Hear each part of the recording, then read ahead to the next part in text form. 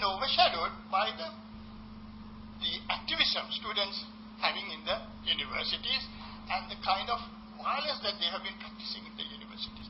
Then again, I have seen very often that, most employers telling me, we would like to take some A-level students than taking graduates.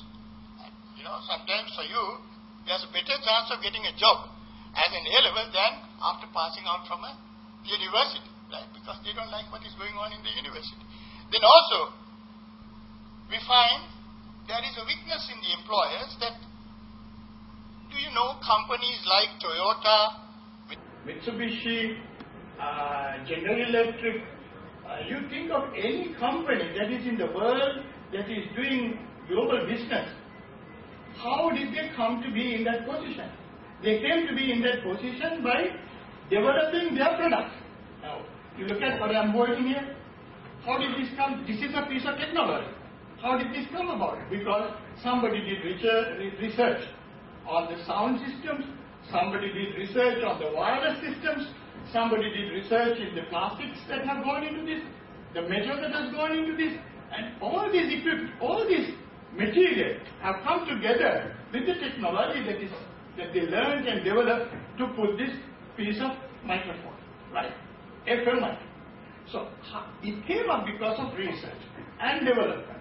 So now, who should do that? It should be done by the company in collaboration with the learned people in the universities, right? Now, in our country, there isn't much that kind of activity that is taking place. So there is a great gap there, right?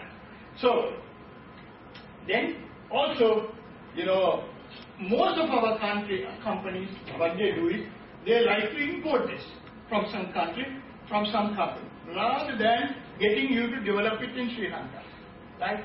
Now, do you think that you can develop something like this if you're given the opportunity and if you're given the training? Absolutely. Very easily you will do it.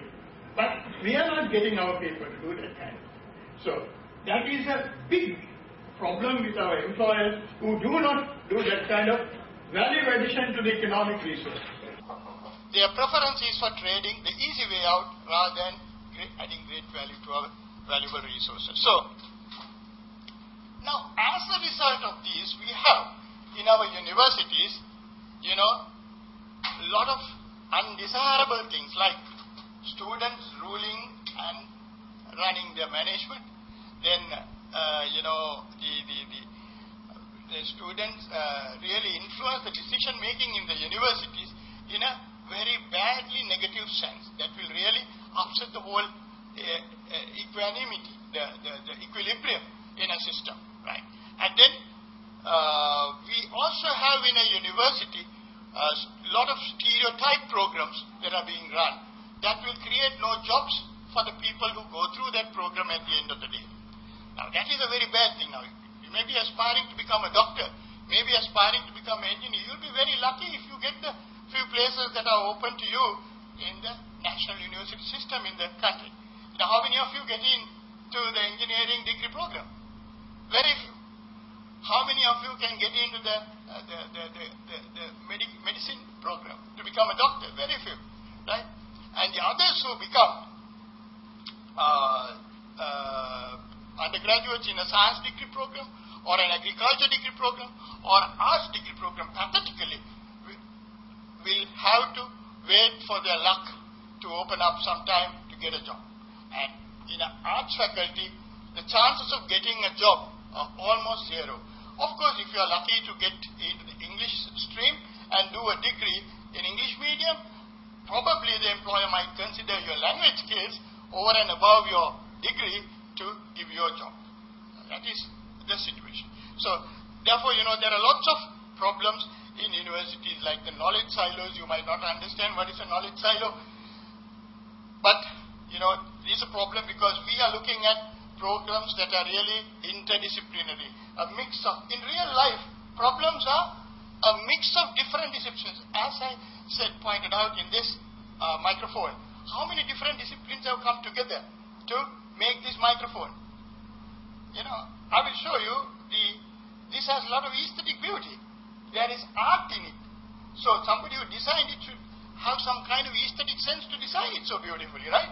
And then There is technology. All these different technologies which have come together to make this microphone. So, basically, in universities, you have very much silo-based education. You will do a chemistry special degree, or a physics special degree, or a zoo special degree, which is not quite good for a career prospect. Because there are very few jobs that will open up with a zoo special degree. Very few jobs that will open up with a chemistry special degree or a physics special degree. You need an interdisciplinary, that means a mix of disciplines in a degree to have a real life opening in a position, you see. Because that's what the companies do really, a mix of different disciplines. So, when you're looking for jobs, remember to look for openings with interdisciplinarity in their degrees, okay? That's just a tip. Now, also, management in universities are not enterprising. They are not like the private sector. They are very stereotyped, doing what is given in the circular, not anything outside, and also getting into trouble by doing some of those things in the circular in the wrong way. Right? So the establishments code and the financial regulations are upset. About 2 or 3 days back in the papers, there was a very strong headline in a national newspaper against the council of a prime university in this country, which was a shame. I would say it was misinterpreted by the newspaper, giving it the wrong prominence. But the point is, to have something like that going in a newspaper against a university, which is an elite academic body, is a very sad situation. Anyway, now the national goals and universities. Universities are meant to do what?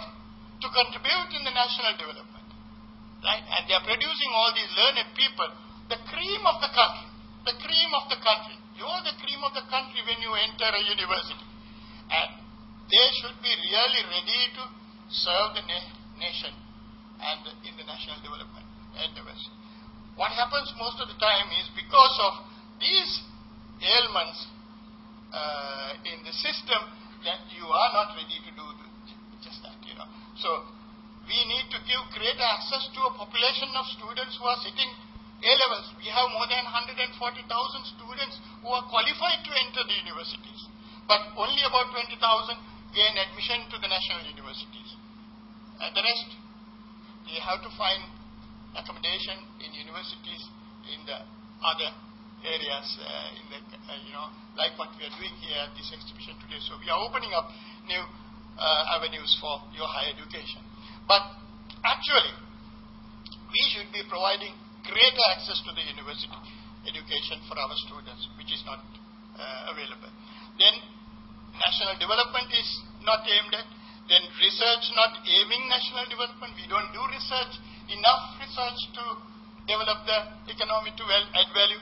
Then we are also not market-oriented.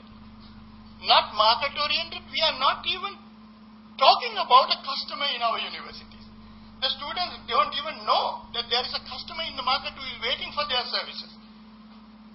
Do you think of a customer when you are learning? Someday that you will have to serve a customer who will pay you for what you are going to sell. Right? Think about it.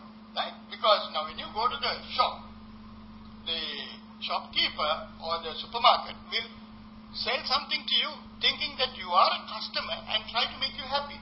And they all produce things or services to make you happy. Right? But when you become an employee of a company, you are going to be serving a customer. Right? So you need to be very customer oriented. And the company should be customer oriented. So as a result, all our graduates in universities must be customer oriented, must be market driven, must be demand driven. So if we really don't have that kind of perception, attitude, I think we are lost in this whole game of higher education. Right? Then also in the universities, there is a bureaucratic problem, the swelling bureaucracy, you see, because we keep on adding people where the jobs are really, I don't know whether it is necessary or not, but the point is, it can be made much more productive. Sometimes it's very detrimental to the system, and also these things have a habit of getting political preferences. So, as a result of these weaknesses in the system, most of our graduates end up with their concerns of employability. Recently, about a year or two ago, I think the government opened up 40,000 jobs in the as teachers and in government services, where there were no jobs, but people were planted into the public service just to keep them quiet. I mean, it's totally unproductive. Who is paying? Your parents are paying, right? And we are paying. And everyone who is making money in the country are paying to keep people employed in jobs that are non-existent and unproductive. And in fact, when there are too many people, even the level of productivity in the institution comes down. A few days back, Chief Minister walks into the education office and finds that the people are drinking during daytime. An education office, right? And in Sabaragamu, right? It's I think the worst case that I have suspended. I would have interdicted the entire staff until further investigation, notwithstanding the consequences that will have on the schools. I would have resorted to action immediately. But it's a very sad situation, right?